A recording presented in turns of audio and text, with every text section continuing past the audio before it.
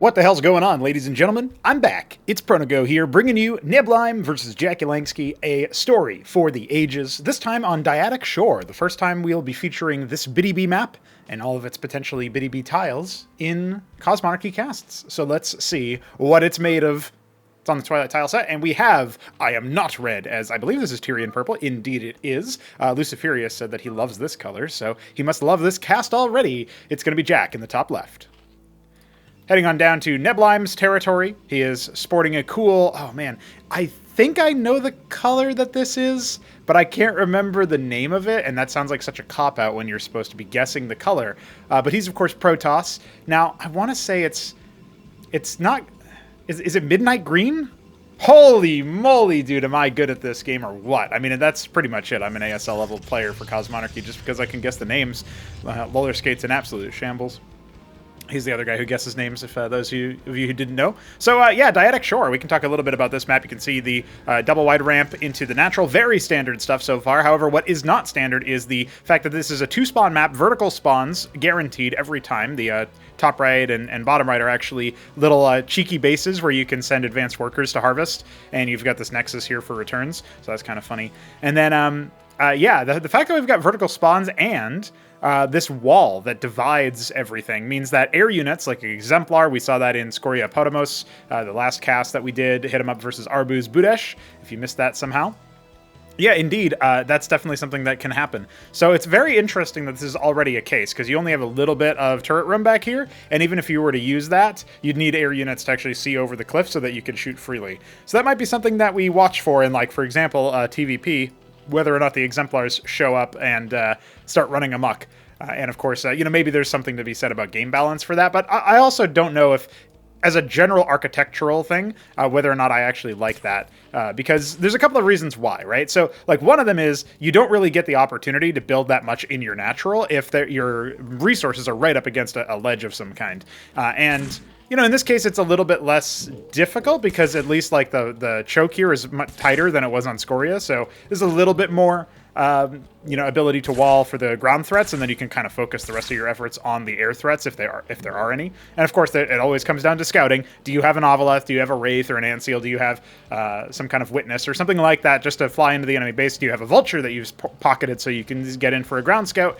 Do you have, you know, a Legionnaire for Protoss? Or, you know, in the case of Terran, obviously something like some Zethra-cores that you can run in or something like that. Do you have some way to gather intel on your opponent? That's a big deal. So, yeah, coming into this, I don't think this is the game where we're going to see anything like that, but I just wanted to point that out because I pointed it out on Scoria. I have to be fair and point it out on Dyadic Shore as well.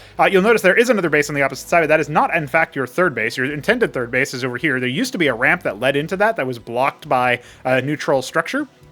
I can't remember what it was, if it was a diadem or something like that, but the neutral structure was essentially there for the purposes of keeping your ability to like, you know, the second route into the base, but making it so that it was blocked by default, so you didn't have to worry about that second route affording your enemy the option to attack you super early on. Now, we do have 4 Quasis rolling on down here because jakulangski, who has gone for the Larvosk into pool, is going to do a little bit of tickling here onto the Drakadin. All he does is get the shields down, and I'm surprised he only lost, you know, one Quasilisk. He kind of gave the game away by running his Zets in a little bit too soon. Maybe the Drax would have actually pressed the issue. I actually kind of like the tactic there of, like, mind gaming your opponent and making him think you're doing some kind of mistake. But now the Zets, unfortunately for jakulangski, are not really going to get too much done here. The Quasi's doing a little bit of consistent damage. That's a good attempted surround there, kind of boxing him in. Maybe he'll be able to get one Drak at him, but I kind of feel like the answer to that is no. Too much flexibility and mobility. Oh, he does block him in for just a moment, but then the wall gets taken down, torn asunder. Warden now revealed, and it is indeed a fast nexus for Neblime, who has gone for his patented Gateway Warden opener. I still don't... I guess it's because he's worried about the Zerg all-in potential, but not sure about that. Now, of course, jakulangski on the back of this is just going to go straight into a 3-base play. So he's put down his hatch at the natural already. He doesn't have hardly any work. He's actually doing a 4-base play, and this is something that can get punished, right? You think about the 4 Drakadins. We talked about this when we saw him on Genesis Y in the same matchup, actually, against Neblime, since those are the only... Jack is on weird hours because he's from the Philippines, and Neblime is on weird hours because he's from Australia. So until we get more Oceanic players, or APAC players, or whatever, it's going to be a while before we can, get them more... a more varied number of contestants for them to duel each other. So these two have fought each other a lot. They've played probably 100 games together at this point, if I had to speculate. At least, high double digits, if not triple digits. So anyway, the reason why I'm bringing that up is because, sure, Neblime and Jack, we casted them playing against each other on Genesis Y fairly recently. Now, the reason I bring that up is because Jack did a similar play there, where he went for a base that was hard. While this one was not saturated, he went for a third. While his third was not saturated, he goes for a fourth. In this case, he doesn't wait for his third to get up before he goes for his fourth base. So he's very much under saturated when it comes to the worker count. He's even keel with Neblime. And he's keeping the military count enough that he won't be overwhelmed by the Drakiden count or anything like that. Although the gateway count is rising pretty massively, going up to 6 gates nice and early for a Protoss player who is, starting to saturate the resources, the minerals specifically, in the natural. For some reason, guys, I don't know if anybody can help me out with this. I have this thing where I default to calling minerals resources and gas not resources. I don't know why. They're both resources. But for my money, I always just end up saying... he's got a lot of resources, and I'm specifically talking minerals. I don't know why that happens, but maybe somebody knows. Maybe somebody can psychoanalyze me. Now, the worker is going to come in here and scout a kind of naked natural, sees the Legionnaire switch, doesn't see where the Drakidens went, but those were already observed earlier. And now we've got a pair of Nathracors flying in for some heckling. Maybe they'll get a worker. At this point, it doesn't matter too much. He's actually not... Okay, he was microing them a little bit there. But yeah, I would expect 2 workers, and then you jump out, you fly away, you go for the scout, you see the 6 gates, and you think about that. Now, as that's being happened, though, there are some Vorvs and some Zets in the middle of the map, and they're kind of automatically eating up this gateway army. It's something you got to worry about a little bit as the Protoss player, because Jack is playing this like Starcraft 1 on steroids in terms of just doing like pure, Quaz units, like the early tier 1 units, right? But going up to 4 bases, like... his Hydra Den is done, but he's not Hydra spamming right now. So, yeah, that's just going to be a total overwhelm. The larva count getting pretty out of hand. And somehow the Drakiden almost died to the Nathracors. Now, that I would have loved to see how that one happened. Neblime, actually, he's staring down the barrel of a horde of Zethracors. And we have workers being built behind this. So, as long as he holds, he's going to be okay. Jakulangski will not be able to push any further forward. But I do like the situation that he's put himself in terms of his, opponent's worker count. He's heckled some of that. He could have done better focus fire over here. He did get rid of the gateway army, but it's 6 gate, so you can reestablish that. It's just at this point, I feel like with Neblime being down in workers, he's probably going to wait a minute, especially since he's putting a Warden down for his anti-air defense in the main. Like, he doesn't want to get hit by the Nathracor attack in the future, right? Those air units that flew on in. Just 2 of them did a good amount of damage, killing 2 workers, maybe some over here as well that we didn't see, and then almost killing a Drakiden. It's pretty remarkable, actually, in terms of their performance. They don't normally do that well. And we do have some nice general harvesting happening over here. Again, undersaturated in all bases, except for maybe the main. Yeah, the main looks okay.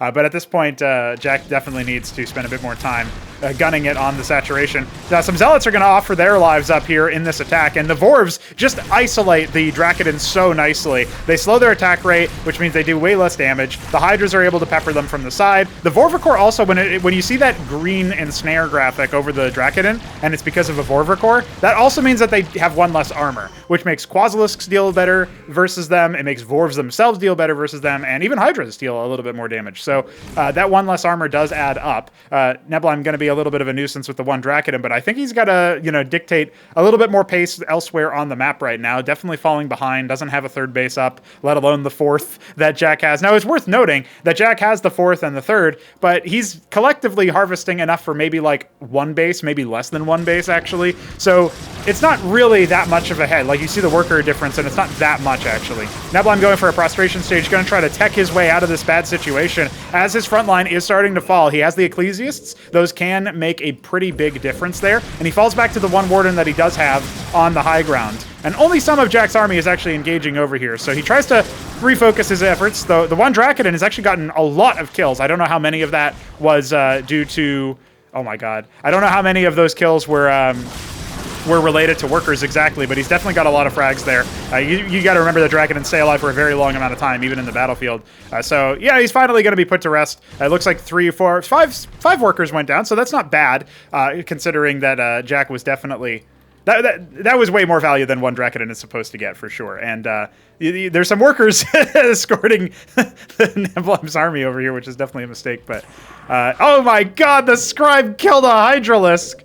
Dude, Battle Workers. Battle Workers is back. Please, somebody find the Battle Workers moment. There's like a cast I did. It might have been Ascension 4 or 5 or something. There's a cast I did where it was on Otherworld, which is a 2-spawn Ashworld map. And you spawn in the top right and the bottom right. And I just go Battle Worker. Like, most of the cast is me saying Battle Workers. Please, somebody find this game. It's just, I need to know. I should have, like, timestamped it when I had the chance or whatever. But anyway, we do have the Mega Vorv attack here with some Hydras for backup. And it's kind of a split decision right now. Now he's going to see if he can go after the Nexus, but unfortunately for him, he does need a lot of... you need Zets to burn down structures. Zets or a lot of Hydras. And it feels like he doesn't have either, right? He's got a lot of Vorvs. So he's not going to be able to really do anything with this force. They are going to get intercepted here. Some reinforcements straggling on in, but they're not going to be dealt with too... let's just say there's not too many casualties coming in on the Protoss army. Not killing too many workers either. He gets rid of a couple of Zealots or whatever, but that's about it. The Pariahs are now on the field. Definitely going to help out quite a bit. More and more Zets pouring in, but they are just chaff and fodder. They will break very quickly. I do like the extra couple of Izira cores. Versus Protoss, it stops the... I guess if there's enough Ecclesiasts, they really start to fall off. But I like the idea of using Izira cores before then, or when the Ecclesiast count is too low, because it just reduces the shield count ambiently, and even if they micro back to try to benefit from flash shielding, you still end up in a situation where you can pretty comfortably bounce attack to reduce their capacity anyway. Now, the Pariah is going to do a crazy amount of damage here. He's kind of counteracting the Ensnare with his Ascension proc as well, and he just carves on through all of those Zethra cores. So now we have a situation where let's just say it's on the other foot at this point. We definitely have a squeaky bum time for Jack, who's got very minimal defenses all over the place. Has gone for tier 2. It's just about to hatch. But meanwhile, he doesn't have that much of a standing army. His worker count's okay for this point. But, Neblime does have a third base up and running now, starting to saturate it. He's keeping this Pariah alive, the Ecclesiast count high enough to keep it well shielded at this point. Hydras fall on back. This one never ended up making into a circuit. That would have been a pretty big help at that point. But now, no, on top of the minimal units coming out of this, they're just going to end up getting slapped. The Drakenins and some infantry are the only ones actually engaging on that fight. Over here, the Ecclesiast count still very nice. 4 Ecclesiasts is nothing to laugh at. And you know what? The Zor Yustaleth spawning all those Rilla Rokors when it gets attacked, that's free Ascension procs for the Pariah. That's something that you really got to watch out for, because actually that is not very helpful at all. So let's see. I mean, he's trying to hold off over here, but all the workers have died. Neblime taking a decided worker advantage, up by 15 now, and counting. And, still has very good potential to crack this nut right over here. There's 3 Lakizilisks coming. Maybe that'll be enough because we don't have any detection. In fact, I still think we don't even have an embassy, which is unheard of in most Protoss games, by the way. So yeah, the Lakizilisk is going to go ahead and get burrowed. It looks like one of the Pariahs has gone down, the other one at 30 HP. And then down over here, another base being heckled. It could be enough. Lakizilisk moving forward. See if it can get a burrow off. He's got some good spread for the damage, but unfortunately, you can just stand on the Lakizilisks to kill them here. It's no trouble whatsoever. That Zealot is finally going to go down, but it tanks so much damage that the flash shielding of the Pariah... Oh, I was going to say it's almost enough, but there's some more reinforcements spawning in there. Okay, well, maybe Neblime will be held, but there's so many Zealots, it feels like the Lakizilisk count is way too low to actually hold this, and a Synthetic Synod is on the way. Now, Tier 2 was finished a long time ago, but we don't see anything actually made out of it. He made them a Travel, but he doesn't have any Tier 2 units in production. It's all Zeth. And his hatch did die to those Ecclesiasts up there. So he does not have his third base anymore. He's relegated to what his fourth was up. And now just has a couple of workers sort of ambiently waypointing over there. Looks like Neblime wants to calm things down. He has made an embassy, so he will be making a witness for detection. 2 synthetic synods and the prostration stage. Alive and kicking. All right, what more do we have? The Ecclesiasts walking over here. They see this worker that never actually made a structure, so they are going to bop it. And that is going to be very unfortunate for Jack, who's going to start setting up his, just establishing more stuff. He never made that many defenses over here, so he is definitely going to have to rally back and think about how he wants to hold that fourth base as he reestablishes his third, because otherwise he's just going to be reestablishing his fourth pretty soon as well. We do have the Matrolets here, so they can help, but again, that's free stacks for the Pariah, it feels like, so a little bit scary to be in that situation. The Kagrant has been killed, or the Circuit has been killed into the Kagrant, so now you have all those workers dying. And it looks like eventually we are going to see a... he's taken it! He's infested the Pariah. You know what that means? He's going to start benefiting from Ascension stacks. Looks like a couple of the Zealots got infested as well. You know what? That might actually be a pretty good move. You know, attack speed increased Hydralisks is a really big deal, so... that could be a very nice play. Now, the problem is, Jack has to stop building military and start building workers again. He is down by 30 workers. He is unable to saturate his fourth base. He needs to reset his third base. He never took a fifth. And Neblime is on a very nice fourth base location over here as well. So, yeah, pretty interesting stuff. The Demiurge is out. He's got plenty of action going over there. I suppose that... one of the things that I would love to see, I mean, the Witness is spotting the military move out. There's an infested Ecclesiast, because why not? Lakizlisk is going to go ahead and burrow, but the workers reveal it. Battle workers spotting for the Warden. A bunch of Legionnaires here to try to pick the Hacharosk. That's not likely to work out. They take so long, but, you know. It's something. So the way that infested workers or infested units work is that they move slower, as you can see by like the Pariah movement, but they have one extra armor, which in the Pariah's case means that he's actually got one. You know, that 5 armor is nothing to scoff at, right? You can see how long it's taking these Legionnaires to try to threaten this hatch, and they will not be successful in the end, unfortunately, for Neblime. But you know, it's still something. I mean, he softens it up quite a bit, so there is that. That one Ecclesiast staying alive. A lot of workers idling at the fourth. That needs to be set up again. And, you know, forcing the army to come on back, including that infested Pariah. Talk about being a Pariah, by the way. You're already this profane creation, this failed Amaranth slash Zealot slash, you know, frontal combatant in general. You've failed at your job of being, you know, a valid war, you know, say an honorable warrior. And now you're sitting here in this mechanized hellsuit, you know, forced to live out your failure and hoping that you atone for your crimes through your service. And that's the only thing you can do now. Meanwhile, you got this guy over here who's failed twice. He's failed once to become the Pariah and failed twice to become infested by the Zerg. I mean, how much failure can you get and still be a kick-ass unit? That's the kind of lore that we're working with here. But don't worry, because there's a mind-controlled Matroleth at some point. I don't know how that happened. That must have been a courtesy of the Demiurge. Yeah, it's worshipping. So, okay, interesting. That's interesting. I think this is before the stat changes to Tyrannid units as well. Yeah, Tyrannized units now take 1.5x damage, but move faster in the presence of enemies. So that's their idea, is that they're like sent into a frenzy when encountering the hostiles. So these Vilgorikor is going to continuously spawn plenty of Carapace swarms to try to absorb the damage. Unfortunately, right now, though, the Demiurges are just starting to pass over all of the Matrolets to Neblime, who can now start infesting. He's infesting his enemy's army with the stolen Matrolets. Dude, no way. No way he's able to do that. All right, well, at this stage, we've got a bit of a different look. The Pariahs, let's see, yeah, you can see the Vilgorikor getting that movement speed increase. That's why it's working that way visually. All right, charging forth. Getting that benefit courtesy of being in the presence of enemies. But the Demiurges are kind of off in their own corner now. So you got to watch out, because he's going to infest it. He infests the Demiurge. Now he's turned it on the other foot. Unfortunately, he's losing all of the workers in his fourth base. So this is still a little bit rough. But now an infested Demiurge, because the infested Pariah wasn't enough. And, of course, now this is going to start turning into a real hellscape of trying to keep track of who's infesting and who's tyrannizing. And a bunch of units just burrowed for no reason. No! Jakulangski, take the burrow key and undo it. Undo the burrow key. There it is. All right, he's back. And this Demiurge will end up falling. So no longer... couldn't infest it, I guess. No longer will it be counter-infested. And yeah, at this point, man, we are just looking at pure chaos. With all of the Zerg units being atrophied, a bunch of Hydralisks having started to worship a new master, and I don't think that jakulangski can continue from this point of view. The Demiurges are just too damn good at controlling everything. They stun everything that takes fatal damage, and if they're still in the area after that, you will eventually take control of the enemy. That's how that mechanic works. And stealing a Matroleth is really important because of the ensnaring brood proc that you're seeing over here. Like, the Demiurge attacks are applying Ensnare because of the Matroleth. This is something that can happen in team games, and as you can see, it can also happen in 1v1s if you mind control the Matroleth to begin with.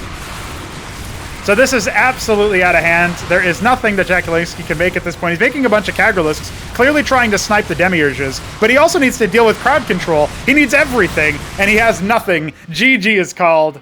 My man. Taking over the Matroleths to infest the Circuith Cesian at the very end there. I saw that, Neblime. I saw that. What a crazy game. What a crazy showcase of different mechanics. Yeah, I'm really excited about seeing what people do with the new, like the new mind control stuff. That is the first time we've seen that kind of toss back where he's like, oh, you're going to take my Matroleth and infest my stuff? Well, I'm going to take your Demiurge and tyrannize your stuff. The back and forth is just lovely, dude. I love that shit. All right. GG's, folks. We're going to be back with more Cosmonarchy casts every day, of course. We're now at 101. This is officially the 101st cast, 101st cast. So I hope you guys enjoy that. And yeah, just stay tuned. Stay subscribed. Don't miss the vids, because they might come out at different times than normal sometimes if I'm running against the clock. But we're still here. We're still doing it. So stick around.